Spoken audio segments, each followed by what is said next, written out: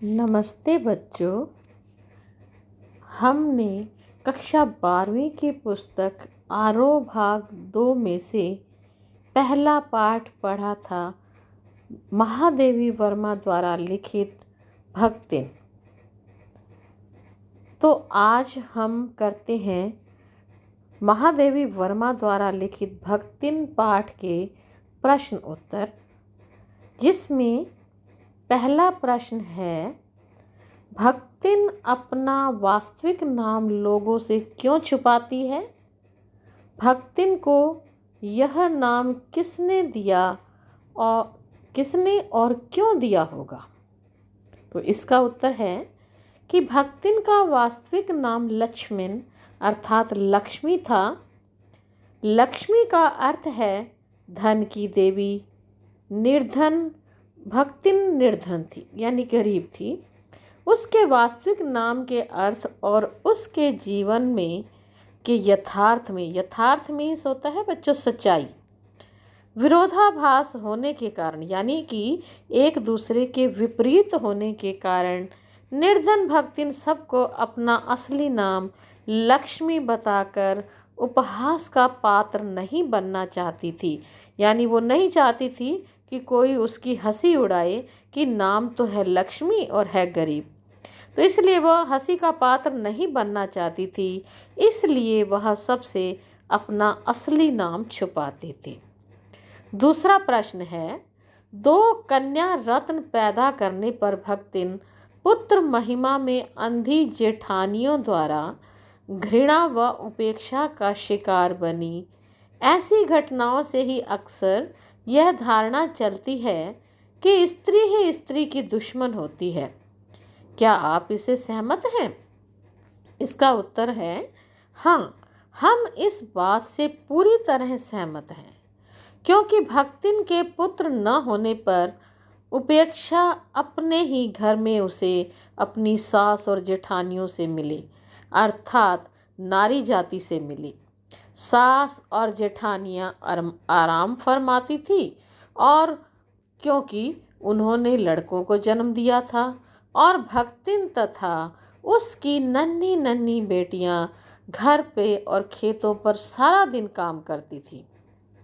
ध्यान देने लायक बात यह है कि उसके पति का भक्तिन के प्रति स्नेह कभी भी कम नहीं हुआ, क्योंकि चाहे उसने लड़कियों को जन्म दिया था, लेकिन उसके पति उससे उतना ही प्रेम करते थे और ना ही उन्होंने कभी भक्तिन से कोई शिकायत की थी। पुत्र न होना, संतान न होना, दहेज, घरेलू हिंसा आदि ऐसे कुछ मामलों में नारी समस्या और भी गंभीर हो जाती है। ये सारी समस्याएं इस नारी समस्या को और भी गंभीर बना देती हैं। वे ताने देकर समस्याग्रस्त महिला का जीवन दुश्वार कर देती थी। किसी भी घर में बिना स्त्री की सहमति के भ्रूण हत्या, दहेज की मांग, परिवार में बेटा बेटी का अंतर, बेटी बहुओं पर अत्याचार आदि नहीं हो सकता। तीसरा प्रश्न है, भक्तिन की बेटी पर पंचायत द्वारा जबरन पति थोपा जाना एक दुर्घटना भर ही नहीं, अपितु विवाह के संदर्भ में स्त्री के मानवाधिकार, यानी विवाह करें या न करें या किससे करें, इसकी स्वतंत्रता को कुचलते रहने की सदियों से ये रीत चली आ रही है। ये सामाजिक परंपरा का प्रतीक है। कैसे? इसका उत्तर हम लिखेंगे कि भक्तिन की बेटी के संदर्भ में पंचायत द्वारा किया गया न्याय तर्कहीन है। भक्तिन के जेठ ने संपत्ति के लालच में षड्यंत्र रचकर उसकी बेटी को धोखे से जाल में फंसाया। पंचायत ने निर्दोष लड़की की कोई बात नहीं सुनी और एक तरफा फैसला देकर उसका विवाह जबरदस्ती उस निकम्मे तीतरबाज लड़के से कर दिया। विवाह के इस संदर्भ में स्त्री के अधिकारों को कुचलने की परंपरा सदियों से चली आ रही है, यानी लड़की से कुछ नहीं पूछा जाता।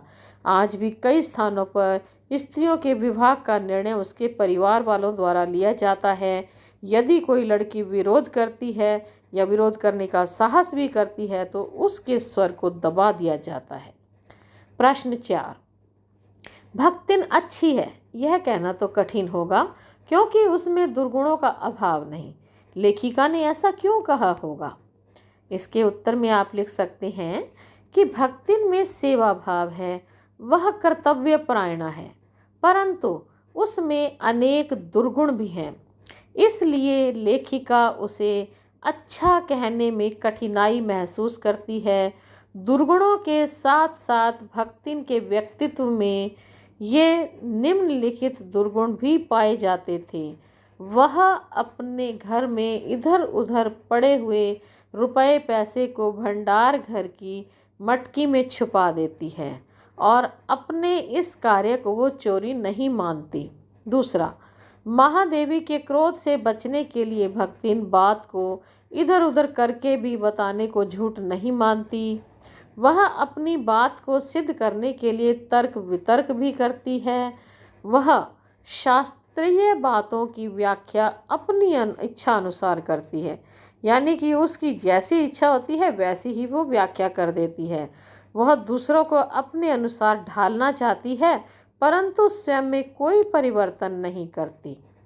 5वां प्रश्न है, भक्तिन द्वारा शास्त्र के प्रश्नों को सुविधा से सुलझा लेने का क्या उदाहरण दिया गया है? लेखिका को भक्तिन का सिर मुंडवाना पसंद नहीं था। लेखिका उसे ऐसा करने के लिए मना करती है, किंतु भक्तिन सिर मुंडाने से मना किए जाने पर कहती है कि शास्त्रों में लिखा है, तीर्थ गए मुंडाए सिद्ध। यह बात किस शास्त्र में लिखी है इसका भक्तिन को कोई ज्ञान नहीं है, जबकि लेखिका को पता है कि यह उक्ति शास्त्र द्वारा न होकर किसी व्यक्ति द्वारा कही गई है, परंतु तर्क में कुशल होने के कारण लेखिका भक्तिन को सिर मुंडवाने से रोक नहीं पाई। अगला प्रश्न है, भक्तिन के आ जाने से महादेवी वर्मा अधिक देहाती कैसे हो गई? इसके उत्तर में आप लिख सकते हैं, महादेवी जी भक्तिन को नहीं बदल पाई, लेकिन भक्तिन ने महादेवी को बदल दिया। भक्तिन देहाती महिला थी और शहर में आने के बाद भी उसने अपने आप में कोई परिवर्तन नहीं किया।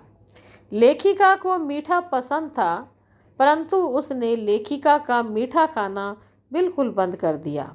भक्तिन देहाती खाना, गाढ़ी दाल, मोटी रोटी, मकई की लपसी, ज्वार के भुने हुए भुट्टे के हरे दाने, बाजरे के तिल वाले पुए आदि बनाती और महादेवी को वैसा ही खाना पड़ता था। भक्तिन के हाथ का मोटा देहाती खाना खाते खाते महादेवी का स्वाद बदल गया और वे भक्तिन की तरह ही देहाती बन गई। तो बच्चों, ये थे इसके प्रश्न। इन प्रश्नों को आप अपनी उत्तर पुस्तिका में उतार लीजिए और इन्हें याद कर लीजिए। धन्यवाद।